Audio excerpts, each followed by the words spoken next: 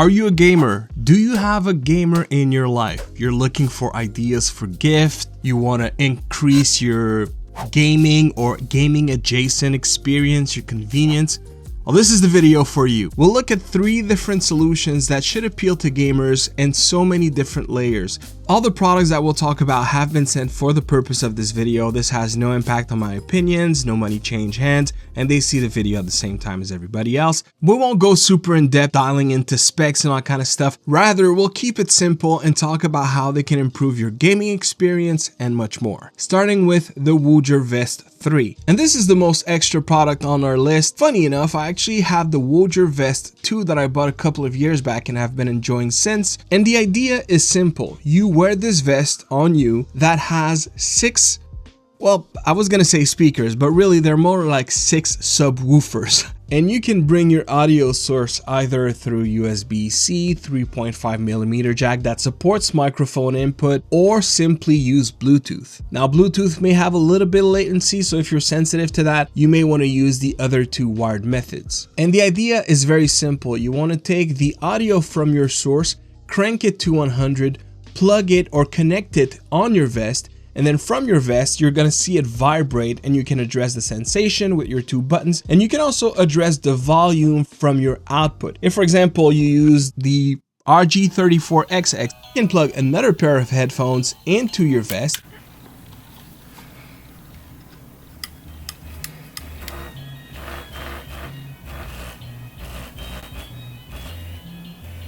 And you can run your audio through that. So you'll have the vibration that will look specifically for lower frequencies and vibrate accordingly. It's like being in a huge party, sitting yourself in front of a huge tower speaker and just letting it blast you away. That's kind of what it feels like. But one thing that is improved with the newer vest is that you'll have multi-channel support, which is slated for a 2025 release. Super excited to see what that feels like. For content that will support that feature, we'll be able to have potentially different vibration in the back and the front. Brother, But even without taking that into consideration, it is such a rich way to re-experience the games, the music, the movies, or go into a brand new experience with such an immersive layer. Talking about immersiveness, it is very popular amongst VR users, which is the reason why I had originally bought it, and that makes a whole lot of sense there more than anywhere else. That puts you into the games. Sometimes you'll have vibrations that are not necessarily meant to vibrate because it's going to depend on the audio mixing of the game or the movie or the music that you're listening to. I don't use it all the time,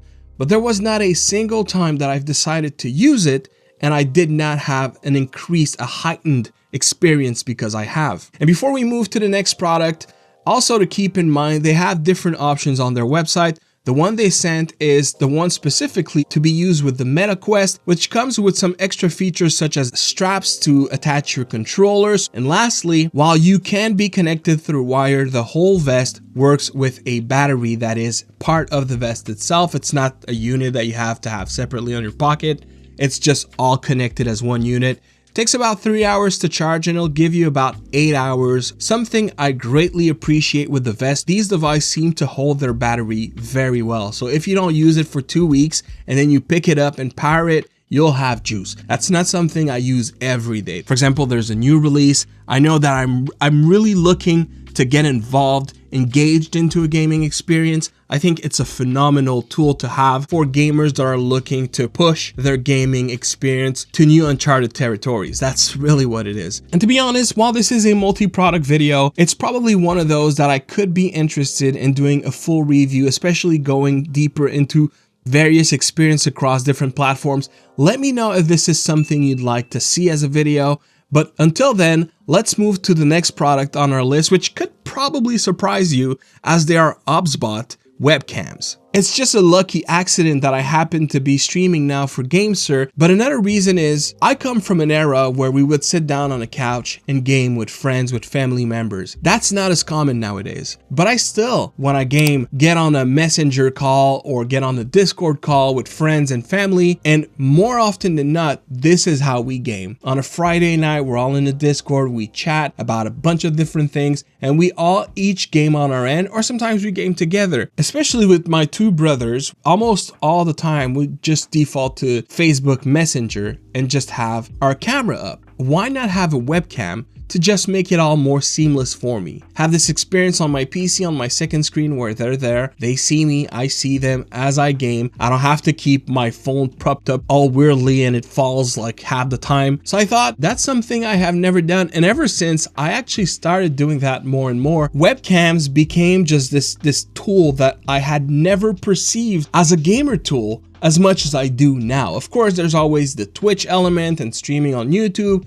on Kick, all these different platforms that is extremely useful, or also for content creation. You need to snap a quick video of something. You have a very light, small form factor, extremely minimalistic footprint of a webcam. And the two products that they sent is the Meet 2 as well as the Tiny 2 Lite. We'll start with the Meet 2. Very simple. You have this little rectangle with a sensor in front of it, and it shoots up to 4K 30 FPS or 1080p at 60 FPS. Of course, the more light you give it, the better the quality will be, but it's surprising how well it performs on low light. And another thing is it has a great software to pair it with, but we'll get back to that in a second.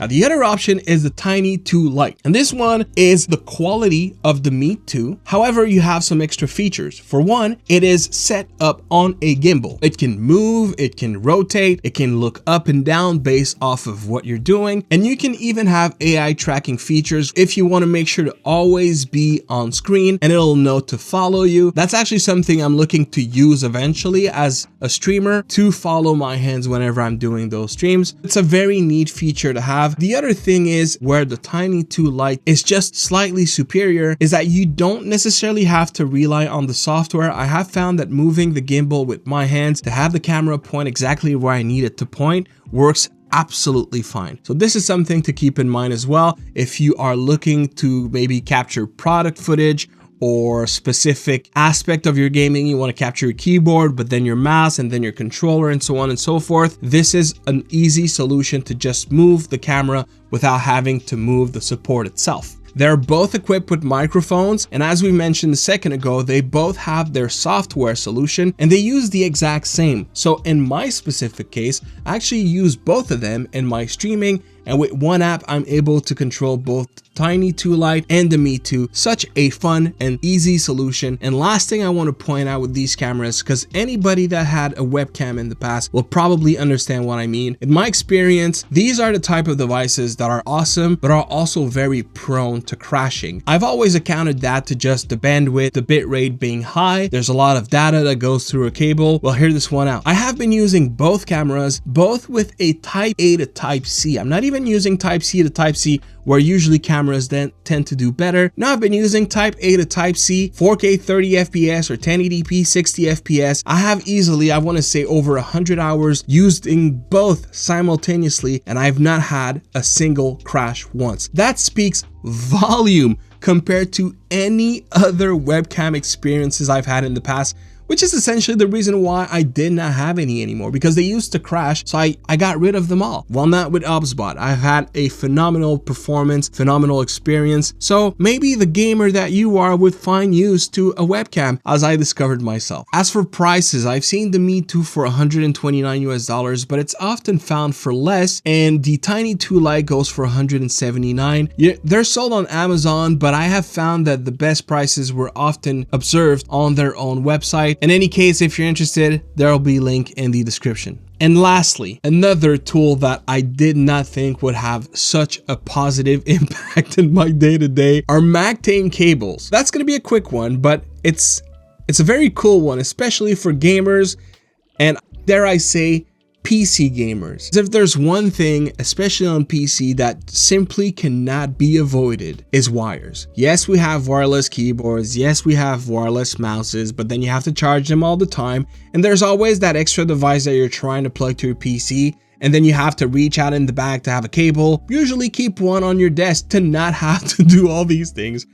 Well, MAGTAME cable are very interesting solutions because those cables are magnets. They always stay neat and clean, and it's such a small detail that not only for computer desks, for the bedroom, the living room, anywhere where you have a cable that is going to be used either to interface with a device or to charge a device, It's so nice to have and so easy to undo and redo. It's almost as if the cable comes to your phone magically. It's such a nice addition to a room, and I find that it helps keep my space tidied and clean. So this is something that I do appreciate. But of course, it's not exclusively for gamers. That would work for pretty much any space, as they have a lot of different colors and options for cable. They even have those magnet adapter solutions if you want that as well. So you can find all the details on their website. It starts at $16.99 for adapters and $19.99 for cables. And depending on the quality, the rating, the length, you have different options. It's all there. And so that is it, guys. This is our list. 3 very simple to address devices that I thought would be cool to learn about, or maybe you had no idea this even existed. And so let me know what you think. Let me know if you like these kinds of videos. And if there's a product out of those 3 that you have specific questions, please do not hesitate to let me know in the comment box. It'll be my pleasure to respond as soon as possible. Thank you very much for clicking and watching the video. Please consider dropping a like if you enjoyed the content, and to not miss any further content in the future, do consider hitting the sub with the little bell. Thank you very much for watching, and I'll see you on the next one. Peace.